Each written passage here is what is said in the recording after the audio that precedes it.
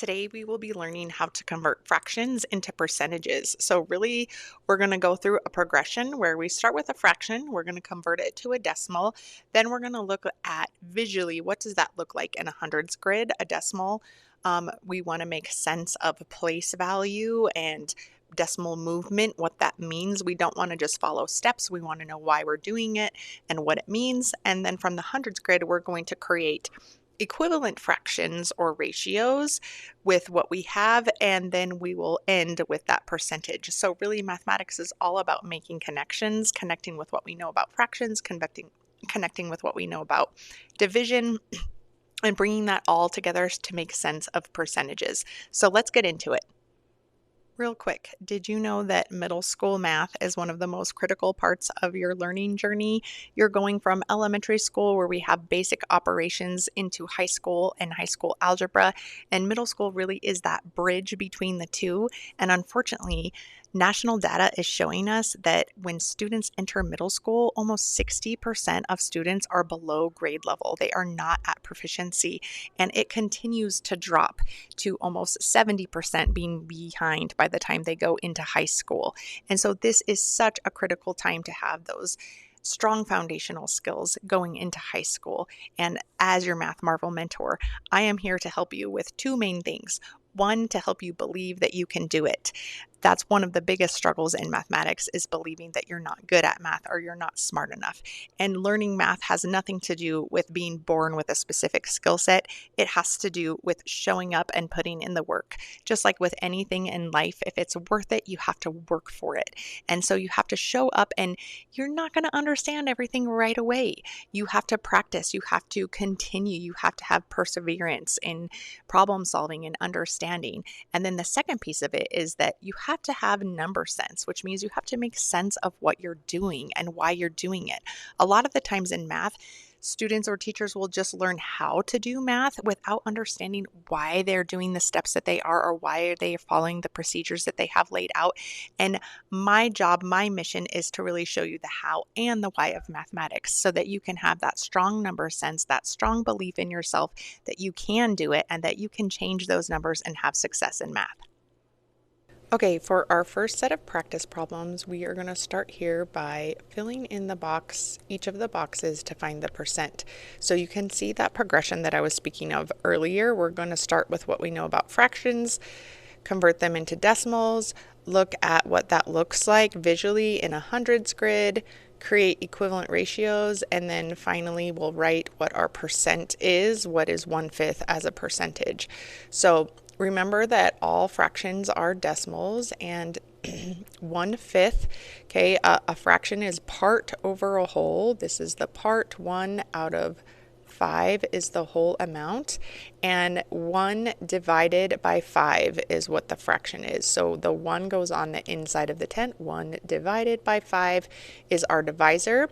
And so then we say 5. Can 5 go into 1? No, it cannot. So we add our decimal point and drop in a 0. 5 goes into 10 2 times. So 2 times 5 gives me 10, and it goes in exactly. So as a decimal, the way we say this decimal is 2/10, which is also how I could draw it in my hundreds grid. So you can see that there are 100 tiny squares here, not cubes, and each row, or this would be column, I guess, has 10, right? Going up and down. So right, what I just shaded in would be 2/10, yes? Okay, that's what 2/10 would look like. But if I counted each of these tiny squares, okay, the tiny squares, if I counted them all up, this would actually be 20 out of the 200. So we already have two equivalent fractions that we can now write in our next column. We have 2/10, because I'd have 2 strips of 10, is also equivalent to 20 hundredths, okay, which is also equivalent to our starting fraction, 1/5, okay?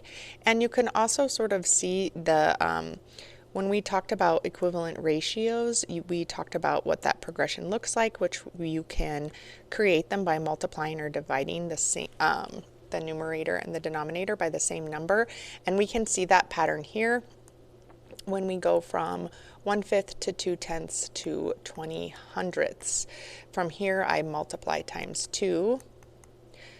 And so 1 times 2 gives me 2, 5 times 2 gives me 10. From here, I multiply times 10. 2 times 10 is 20, and 10 times 10 is 100. So those are 3 equivalent ratios. Can you think of any more? Let's finally finish off by writing our percent.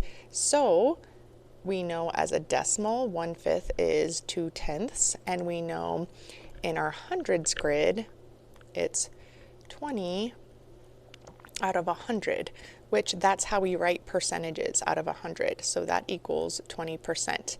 You could also look at your decimal and increase it, multiply it times 100.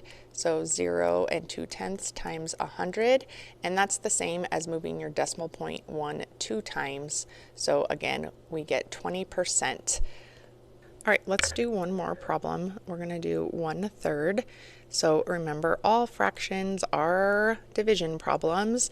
This is 1/3, which is the same as, let's change it to my highlighter, it's the same as 1 divided by 3. Okay, the way we say it is the way you write it.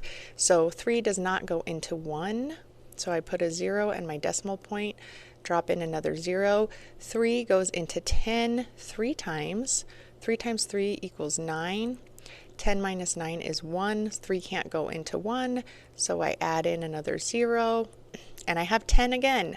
So I say 3 goes into 10 3 times. 3 times 3 is 9. And then we're going to start to notice a pattern that every time it's going to be 10. And we call this, which was one of our vocabulary words, a repeating decimal. The 3's will continue to repeat. Okay, so instead of writing 3 over and over, we can just write 0.3 with the line above it. That's the repeating sign. Okay, so now what does this look like in our hundreds grid? And 1/3, so we have 0.3 repeating, which technically this is 3/9 as a fraction. It's not in tenths because it's repeating. But we're gonna take since it's out of 100, let's fill in 33 squares. Okay, so also you can think of place value. This is the tenths place value, so that's a fraction over 10. So, and like I said, if it wasn't a repeating decimal, if it's just 0.3, we would write that as 3/10. Anything that's repeating is actually over 9. And then 33, this is the hundredths place value, so it would be 33 hundredths. And actually it would be 99 since it's repeating. So we're going to fill in 33 squares. 1, 2, there's 30, 1, 2, 3. And then 0.3 repeating, because the 3 is going to keep on going. Okay, and we're not going to be able to draw that. So equivalent ratios. So 1/3 we said right here is actually equivalent to 3/9. Okay, and that pattern would be times 3 times 3. Okay, and 3/9, if you divide it out in your calculator, it will give you repeating decimal. And as a percentage, we can reference back to what we just did here.